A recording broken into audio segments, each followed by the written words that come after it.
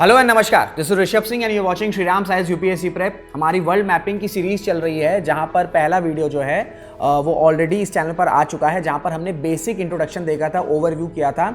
और अब जो है हम कॉन्टिनेंट वाइज जो सीरीज है वो स्टार्ट करने जा रहे हैं और इसमें जो पहला कॉन्टिनेंट है वो नॉर्थ अमेरिका है। तो ऐसा नहीं होगा कि इसमें हम नॉर्थ अमेरिका इस वीडियो में पूरा का पूरा नॉर्थ अमेरिका के बारे में समझ लेंगे, क्योंकि वो बहुत लंबा वीडियो हो जाएगा। सो जो इस सीरीज का फॉर्मेट रहेगा वो ऐसा रहेगा कि हम स्मॉलर ड्यूरेशन की वीडियोस बनाएंगे जहां पर हम एक एक एस्पेक्ट जो है उसको समझेंगे। तो आज जो नॉर्थ अमेरिका है उसमें हम फिजिकल डिविजन्स के बारे में समझ लेंगे, किस तरीके से जो फिजिकल डिविजन्स हैं वो फॉर्म हुए हैं, और एंड कुछ इंपॉर्टेंट जो फैक्ट्स है रिलेटेड टू नॉर्थ अमेरिका इसको भी समझने की कोशिश करेंगे। सो इसी के साथ वीडियो को स्टार्ट करते हैं। लेकिन सेशन को स्टार्ट करने से पहले एक इंपॉर्टेंट इन्फॉर्मेशन, अगर आप यूपीएससी की प्रिपरेशन कर रहे हैं, you are stuck in your UPSC preparation, you are confuse in your UPSC preparation, तो आप श्रीराम आईएएस के फ्री 1-to-1 मेंटोरशिप फॉर्म को फिल कर सकते हैं। वहां पे जो भी आपके डाउट्स हैं वो अपने डाउट्स पूछ सकते हैं और जो हमारे क्वालिफाइड मेंटोर्स हैं वो आपके डाउट्स को रिजॉल्व करेंगे। जो फॉर्म है, जो फ्री मेंटोरशिप फॉर्म है, वो आपको डिस्क्रिप्शन में मिल जाएगा। तो इसी के साथ वीडियो को स्टार्ट करते हैं। तो अगर मैं नॉर्थ अमेरिका के कुछ इंपॉर्टेंट फैक्ट्स की बात करूं तो नॉर्थ अमेरिका के बारे में जान लीजिए कि ये थर्ड लार्जेस्ट कॉन्टिनेंट है। अगर हम नॉर्थ अमेरिका की बात करें तो ये बॉर्डर्ड है आर्टिक ओशन से, नॉर्थ की साइड से। फिर अगर हम ईस्ट की बात करें तो अटलांटिक ओशन से बॉर्डर है।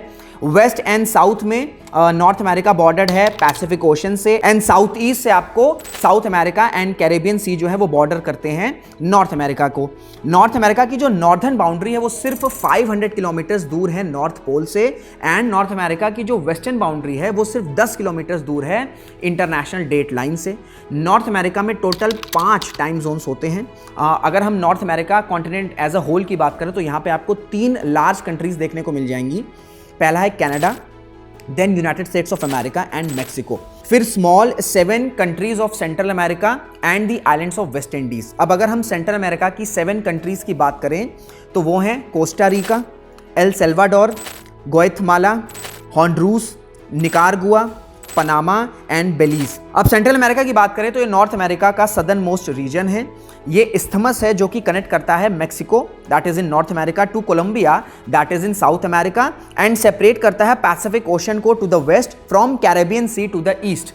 अब अगर हम सेंट्रल अमेरिका की बात करें तो यहाँ पर आपको lush tropical rain forest, mountain range and coast देखने को मिल जाएंगे जो कि एक्सेस ऑफर करता है to Caribbean Sea and the Pacific Ocean. अब अगर हम नॉर्थ अमेरिका के कॉन्टिनेंट को देखें तो नॉर्थ वेस्ट में अगर हम जाएं तो आपको वहां पर बेरिंग स्ट्रेट देखने को मिलेगा जो कि नॉर्थ अमेरिका को सेपरेट करता है एशिया से, एंड अगर हम नॉर्थ अमेरिका के साउथ ईस्ट की तरफ जाएंगे तो हमें इस्थमस ऑफ पनामा देखने को मिलेगा जो कि नॉर्थ अमेरिका को साउथ अमेरिका से ज्वाइन करता है। एक और बड़ा ही इंटरेस्टिंग पॉइंट है when it comes to North America कि यहां पर आपको कोई भी लैंड लॉक कंट्रीज देखने को नहीं मिलेगी। That means North America has no land lock countries.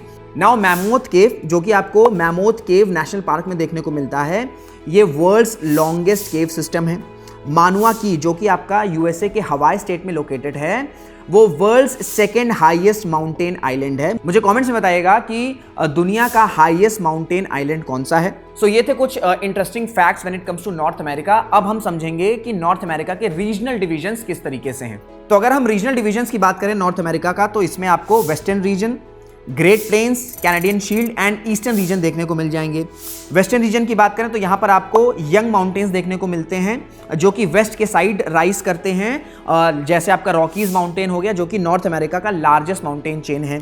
Then great planes की बात करें तो ये नॉर्थ अमेरिका के मिडल में होते हैं। यहाँ पर ग्रेन जो है उनको ग्रोन किया जाता है, इस वजह से इस रीजन को bread basket of North America भी बोला जाता है। और इसी के साथ साथ इस रीजन में आपको rich deposits of oil and natural gas भी देखने को मिल जाएगा। फिर अगर हम कैनेडियन शील्ड की बात करें तो ये रिलेटिवली फ्लैट प्लेट्यू होते हैं। यहाँ पर आपको रॉकी लैंडस्केप देखने को मिलेगा and astounding number of lakes भी देखने को मिल जाते हैं। एंड जो लास्ट रीजनल डिवीजन है नॉर्थ अमेरिका का वो ईस्टर्न रीजन है that includes Appalachian Mountains and Atlantic coastal plain. ये जो रीजन है यहाँ पर आपको rich deposits of coal and other minerals जो है देखने को मिलते हैं, इस वजह से इस पूरे रीजन को हंड्रेड्स ऑफ ईयर्स से जो है माइन किया जा रहा है। सो इंपॉर्टेंट फैक्ट्स हो गए, regional divisions of North America हो गया। अब हम समझेंगे कि जो मेजर फिजिकल डिविजन्स हैं नॉर्थ अमेरिका के वो कौन कौन से हैं एंड कैसे ये फॉर्म हुए, क्योंकि इससे एग्जामिनेशन में आपके सवाल भी पूछे जाते हैं। तो स्टार्ट करते हैं major physical divisions of North America. तो अगर हम major physical divisions of North America की बात करें तो फर्स्ट है आपका वेस्टर्न कॉर्डिलेराज। यहां पर आपको यंग फोल्ड माउंटेन्स देखने को मिल जाते हैं that includes Alaska range. And अगर मैं माउंट मैकिनली की बात करूं जो कि आपका हाईएस्ट पीक है वेस्टर्न कॉर्डिलेराज का, वो भी आपको यहीं देखने को मिलेगा एंड ये आपका अलास्का रेंज का पार्ट है। अब देखिए यहां पर फोल्ड माउंटेन्स का नाम आया है, तो अगर फोल्ड माउंटेन्स की बात करें तो ये कैसे फॉर्म होते हैं। जब भी दो टेक्टोनिक प्लेट्स कोलाइड होते हैं एक दूसरे से, तो जो ओवरलाइंग लेयर्स होते हैं वो क्रम्बल कर जाते हैं एंड अपलिफ्ट होता है, जिससे जो माउंटेन फॉर्म होता है उसे हम फोल्ड माउंटेन्स कहते हैं। अब अगर मैं वेस्टर्न कॉर्डिलेरास की बात करूं, ये कैसे फॉर्म हुए हैं, ये फॉर्म हुए हैं जब पैसिफिक प्लेट कोलाइड हुआ था नॉर्थ अमेरिकन प्लेट से। तो जब ये कोलिजन हुआ तो नॉर्थ अमेरिका का वेस्टर्न कॉर्डिलेरास जो रीजन है या जो फिजिकल डिवीजन है वो क्रिएट हुआ या वो स्टैब्लिश हुआ। अब अलास्का रेंज के अलावा दूसरी इंपॉर्टेंट रेंज जो वेस्टर्न कॉर्डिलेरास में है वो आपकी रॉकी माउंटेन्स है, जो कि आपका लार्जेस्ट माउंटेन सिस्टम है नॉर्थ अमेरिका में। अलास्का रेंज, रॉकी माउंटेन्स के अलावा कुछ और इंपॉर्टेंट रेंज है आपकी वेस्टर्न कॉर्डिलेरास में, उनको भी जान लीजिए। We have Cascade Range, Coast Range, Sierra Nevada and Sierra Madre. अब देखिए जैसे मैंने आपको बताया कि जो वेस्टर्न कॉर्डिलेरास है यहाँ पर यंग फोल्ड माउंटेन्स जो हैं वो डेवलप हुए हैं स्पेशली आपके वेस्टर्न पार्ट में। तो जब नॉर्थ अमेरिका के वेस्टर्न पार्ट में ये माउंटेन्स फॉर्म हो रहे थे, इसी के साथ साथ कुछ इंपॉर्टेंट प्लेट्यूज वो भी डेवलप हो रहे थे। सो ऐसे प्लेट्यूज जो कि डेवलप्ड या सराउंडेड हैं बिटवीन द माउंटेन्स, उन्हें क्या कहते हैं, उन्हें हम कहते हैं इंटर माउंटेन प्लेट्यूज। तो कुछ इंपॉर्टेंट इंटर माउंटेन प्लेट्यूज के बारे में भी जान लीजिए when it comes to North America. तो we have Columbia Plateau, we have Colorado Plateau and we have Mexican Plateau. अब वेस्टर्न कॉर्डिलेरास में एक और इंपॉर्टेंट रीजन है जिसे कहते हैं ग्रेट बेसिन। अगर मैं ग्रेट बेसिन की बात करूं तो ये सराउंडेड है कोलंबिया प्लेट्यू, सेरा नेवाडा, मोजावे डेजर्ट एंड वसाच माउंटेन से।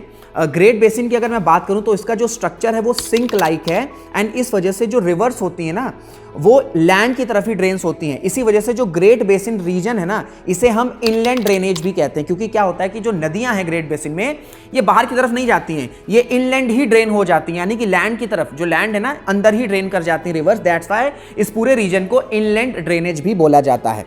तो वेस्टर्न कॉर्डिलेरास के बाद जो दूसरा इंपॉर्टेंट फिजिकल डिवीजन है when it comes to North America, we have central lowlands. अब अगर मैं इसकी बात करूं तो it stretches from around Arctic shores and Hudson Bay to Gulf of Mexico. Central lowlands की बात करें तो they are hemmed by cordilleras in west and highlands in the east. Central lowlands के नॉर्थ में आपको कैनेडियन शील्ड देखने को मिलता है। अब अगर मैं कैनेडियन शील्ड की बात करूं तो ये पेनी प्लेन होते हैं जहां पे नंबर ऑफ लेक्स देखने को मिलते हैं, और कैनेडियन शील्ड के जस्ट नीचे आपको ग्रेट लेक्स देखने को मिल जाएगा। ग्रेट लेक्स की बात करें तो इसमें 5 इंपॉर्टेंट लेक्स होती हैं। We have Lake Superior, we have Lake Michigan, we have Lake Huron, we have Lake Erie and we have Lake Ontario. Great Lakes overall जो है ये फ्रेश वाटर लेक्स होती हैं।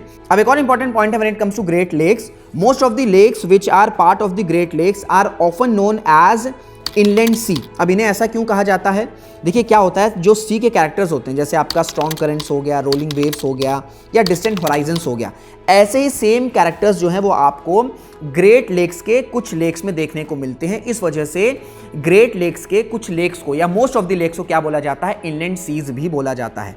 अब अगर हम लेक मिशिगन, लेक सुपीरियर और lake Huron की बात करें तो इन्हें ऑफन रेफर किया जाता है इनलैंड सीज की तरह।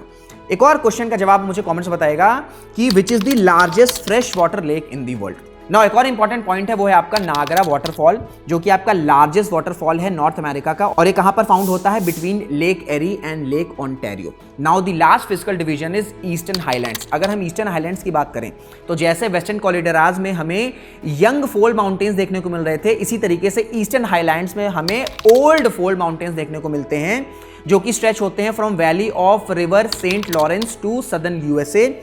ये जो हाईलैंड्स होते हैं इन्हें लॉरेशियन हाईलैंड्स कहा जाता है कनाडा में एंड एपेलेशियंस कहा जाता है यूएसए में, एंड इनकी जो हाइट होती है मोस्टली वो आपका 2000 मीटर से कम होती है। क्यों? क्योंकि मैंने आपको बताया कि इन रीजन्स में बहुत से कोल और इंपॉर्टेंट जो मिनरल्स हैं वो मिला करते थे, इस वजह से यहाँ पर माइनिंग बहुत ज़्यादा होती थी। दैट्स वाई जो माउंटेन्स हैं इनकी जो हाइट है वो कम हो चुकी है, दैट्स वाई इन्हें ईस्टर्न हाईलैंड्स बोला जाता है।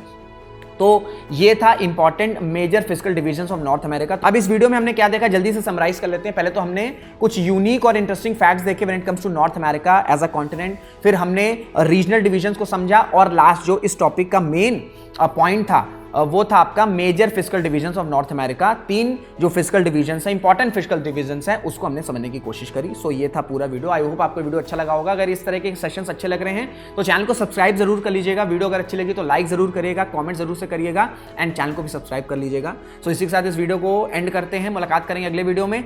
जय हिंद, जय भारत।